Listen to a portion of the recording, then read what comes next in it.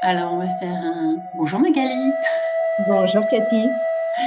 Alors aujourd'hui, l'idée, c'est de parler justement des thématiques et catégories. Quatre thématiques, quatre catégories. Je sais plus si on dit thématiques, catégories, dans quel sens tu les classes, mais tu vas nous expliquer ça. Ben, on t'écoute Magali sur cette constellation de lettres et la structuration, les catégories, les thématiques.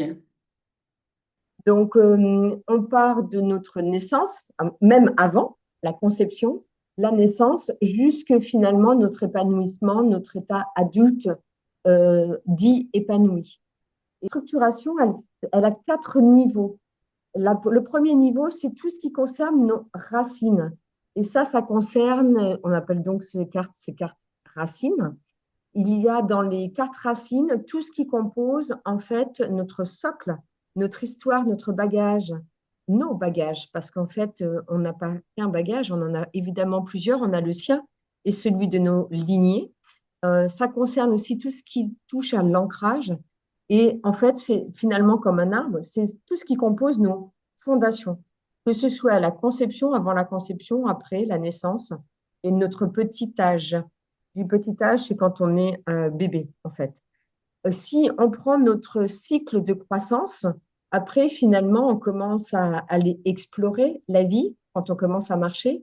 Et là, on est plutôt dans le cycle de ce qu'on appelle de croissance et de, par analogie, ça va être les cartes troncs. C'est le moment où on se met debout, en fait.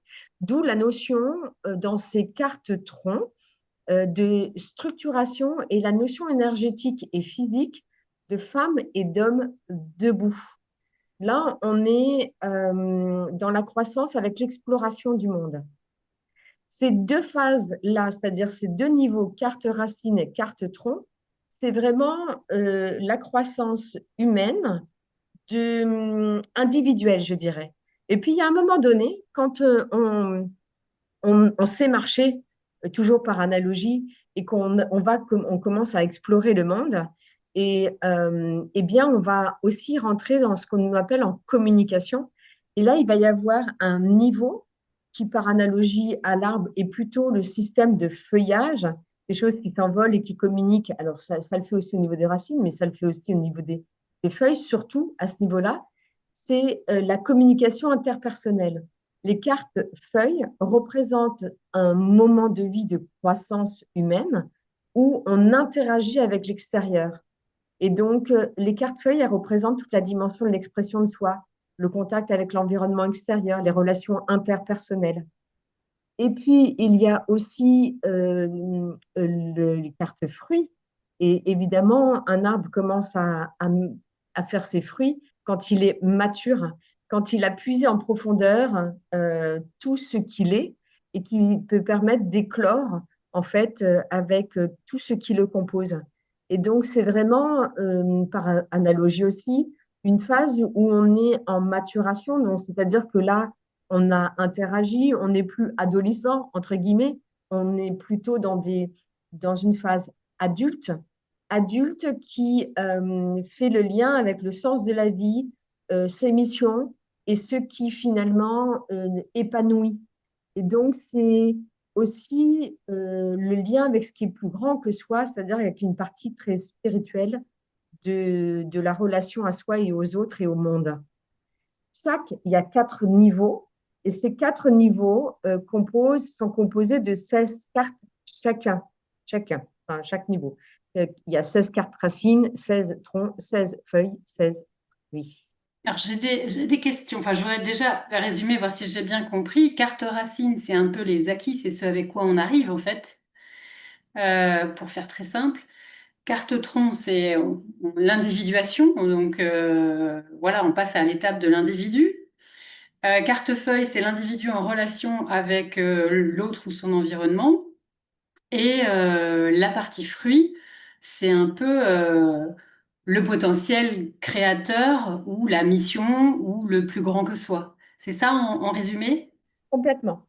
Il y a encore un autre niveau, c'est-à-dire que là, on a le niveau de structuration, je dirais, le niveau de composition, de développement humain et de développement de l'arbre, en fait, enfin, en tout cas Ouais. par différentes zones de l'arbre.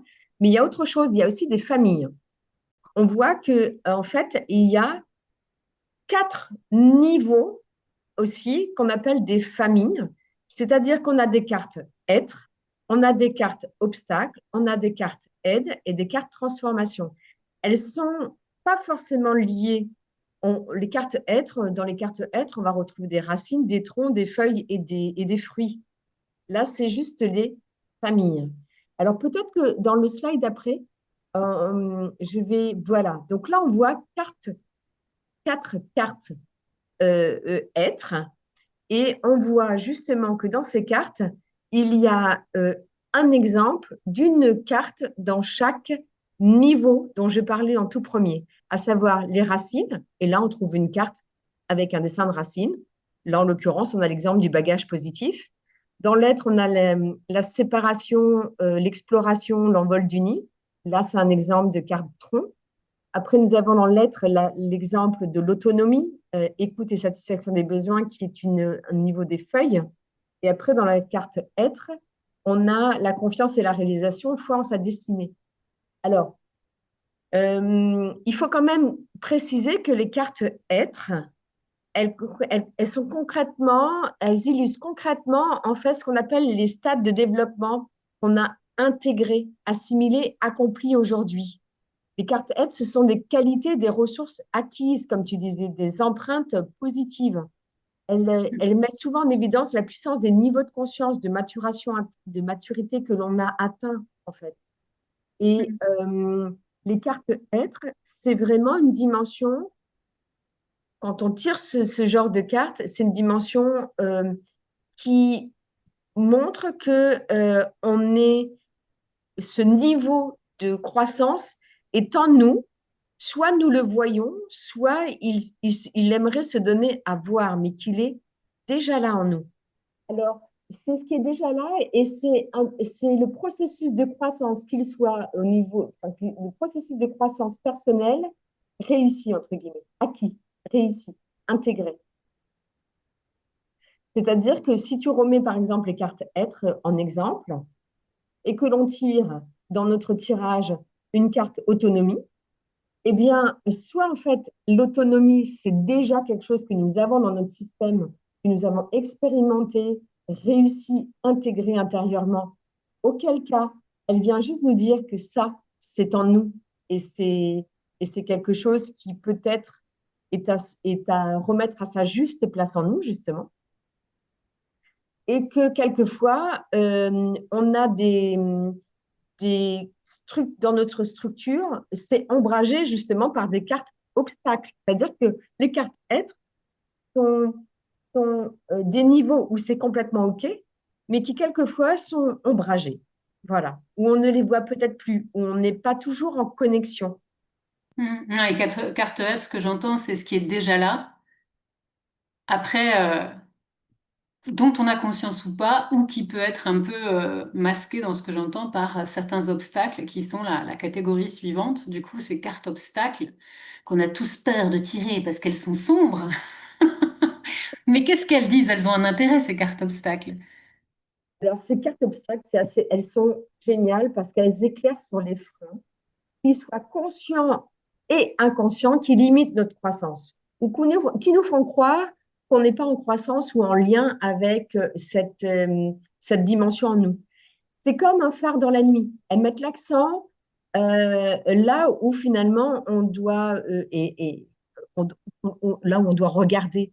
C'est une lumière en fait qui te fait de l'ombre et qui peut être dépassée en fait. C'est un chemin qui peut aller se dessiner parce que c'est véritablement une sortie d'une voie parfois sans issue. Les cartes, est-ce que tu peux nous les montrer? Tu sais, elles sont juste après. Voilà, c'est-à-dire qu'effectivement, quand on tire une carte qui peut être dans les racines, le tronc, les feuilles et les fruits, toujours pareil, hein, à différents niveaux de notre croissance, ça peut nous donner un éclairage de là où il faut aller regarder. Et cette ombre-là met en lumière la carte être qu'elle sous-tend d'une certaine manière. D'où l'intérêt d'avoir et une carte être et la carte obstacle. C'est-à-dire que quand on n'est pas complètement réalisé dans sa carte être, c'est le phare, un indice en fait. C'est un indice fondamental qui te dit où est-ce que tu dois travailler en fait. Donc à ne pas prendre pour quelque chose de négatif, quoi.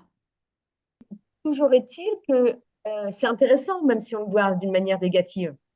Parce que justement, c'est finalement, qu'est-ce qui fait qu'on le voit comme négatif et euh, qu'est-ce qu'on projette sur cette carte-là ou sur ce frein-là et cette négativité-là?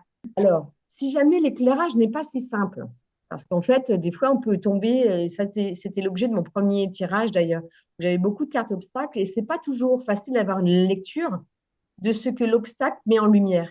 C'est pour ça qu'il y a les deux autres catégories qui sont l'aide et la transformation.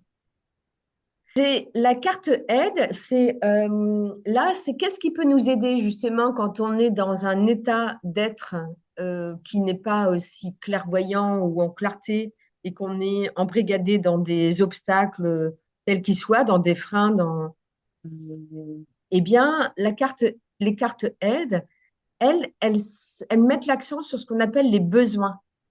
Elles sont en rapport avec des capacités, des richesses qu'on ne soupçonne pas ou qu'on n'utilise pas. Elles sont vraiment, euh, comment dire, le lien de ce que l'on doit accueillir, que ce soit dans des messages intérieurs et extérieurs. Oui, j'allais te poser la question, est-ce que l'aide, elle n'est pas toujours extérieure? Eh Non. bien non, elle peut être intérieure, c'est-à-dire c'est aussi nos ressources. Et parfois, c'est nécessaire d'aller se demander, d'aller questionner quels sont nos potentiels, en fait. Par exemple, s'autoriser à demander et accepter de l'aide dans l'exemple en question, c'est quelque chose qui doit venir d'une action personnelle. Et donc, elle doit faire, c'est une dimension qui nécessite que l'on regarde en nous une manière différente, qu'on sollicite une action. Oui, c'est le cas. Enfin, confiance, estime de soi, s'autoriser à demander et accepter de l'aide, les deux viennent d'un changement intérieur. Oui. Aide spirituelle, c'est plutôt une aide extérieure. Et aide de la famille et des lignées, c'est dans tes gènes, quoi. Aller chercher un petit peu la partie positive de tes lignées, quoi. Voilà. Et Hmm. donc, il y a vraiment ces deux approches, c'est-à-dire c'est une aide interne, une aide externe. Et effectivement, pour reprendre, comme tu disais, confiance et estime de soi, c'est aussi revenir sur ses potentiels, ses valeurs, ses réussites aussi, son histoire, les dimensions de son histoire. C'est redonner un angle de vue différent à sa propre histoire si on est tombé dans des zones obscures, des obstacles de nous-mêmes. Tu vois, Hmm. comme ça. Hmm. Et pour revenir du coup aux catégories, on a dit première lecture, c'est transformation, aide, obstacle, être. Et là, par exemple, l'indice feuille, bah, c'est typiquement quand on dit s'autoriser à demander et accepter de l'aide. Tu disais tout à l'heure, les feuilles, c'est dans la relation à l'autre. Et donc là, Oui, typiquement, dans un indice, c'est moi avec l'autre, en fait, ou l'environnement ou l'extérieur. Confiance, exactement. estime de soi, conscience de sa valeur, on est dans le tronc, on est dans la partie individuation. Donc c'est là qu'il y a un travail qui s'est pas forcément bien fait. Donc c'est vrai que les autres catégories, racines, tronc, feuilles, fruits, viennent appuyer ou donner un indice sur quelle partie de la croissance de l'arbre ou de l'humain elle concerne, en fait. C'est ça? Exactement. Et pareil, aide de la famille et des lignées, c'est aussi intéressant parce que les ancêtres, l'arbre généalogique, on a toujours, enfin, on peut avoir le prisme de regarder là où ce n'est pas OK. Et par contre, l'aide, c'est aussi l'axe de regarder ce qui est complètement ce qui est là, ce qui est positif et que l'on ne regarde peut-être pas. Je vous donne un exemple concret. Il y a parfois dans des lignées des métiers qui reviennent, des tendances, j'ai envie de dire, thématiques, de compétences, de talents. Euh, c'est intéressant qu'on les utilise nous ou pas, de savoir que dans nos lignées, on a aussi cette tendance-là. Donc être, c'est ce qui est déjà là. Obstacle, c'est l'indice qui dit, bah voilà pourquoi il est pas la partie être est pas forcément complètement exprimée. le point à travailler, et l'aide, c'est comment on peut le dépasser. Et du coup, la transformation, qu'est-ce que c'est? Transformation, c'est une dimension qui est très particulière, c'est-à-dire que les cartes transformation, ce sont des cartes qui donnent une indication sur un, un changement de structurel de fond. C'est un changement profond dans ta façon d'apprendre la vie. C'est-à-dire que quand on tire, là en l'occurrence, on a, je veux bien que, donc là, on a guérir par le toucher bienveillant, on a intention et envie de changer, dépasser les croyances collectives, gratitude. Tout ça, ce sont des éléments qui transforment notre structure interne, j'ai envie de dire notre programmation interne, et qui peut faire un reset sur ce qui n'est pas toujours OK. Et ça va plus loin, c'est aussi dépasser notre ego, atteindre des niveaux de conscience plus élevés. Et là, on peut transformer son scénario de vie quand on contacte aussi ce genre de dimension. On n'est plus dans une simple aide qui va aider ponctuellement sur une situation ou un événement. Quand on tire les cartes transformation, on est dans un changement de perception, de paradigme. On est dans quelque chose qui va connecter la terre au ciel. Ce qui est en bas est en haut, ce qui est en haut est en bas. C'est l'harmonie, c'est l'environnement, c'est quelque chose qui structurellement va nous modifier. Donc là, on passe au changement de paradigme. Oui. Mm. Donc, Et là, c'est la ça, différence entre les cartes transformation, c'est des actions que l'on fait, des choses que l'on va changer dans notre vie, mais qui vont vraiment changer fondamentalement notre perception, nos directions des fois, hein, nos chemins de vie, euh, et qui vont bouger notre système et nous reconnecter à des dimensions de notre être, évidemment, qui parfois euh, a pris, enfin, il peut y avoir de la distance, j'ai envie de dire, entre nos aspirations, nos motivations et ce que l'on fait, ce que l'on est. Et là, la carte transformation, des fois, remet de la congruence entre ce que l'on est et ce que l'on fait, en fait. Donc, c'est une dimension qui est puissante, la transformation. J'aime beaucoup, par exemple, la carte tronc qui est présentée ici, intention et envie de changer, où là, Mm. on voit bien que la carte transformation, elle est dans la structuration. On va passer d'un arbre qui est peut-être touché par des obstacles, touché par des dimensions de nous qui ne sont pas les plus hautes, je dirais.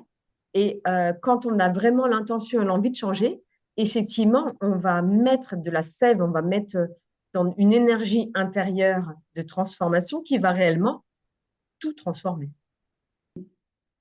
Là, je pense que sur la base de ce qui vient d'être dit, ce qui serait intéressant, c'est du coup que les personnes qui utilisent le jeu fassent des tirages à 4 cartes avec une carte dans chaque catégorie.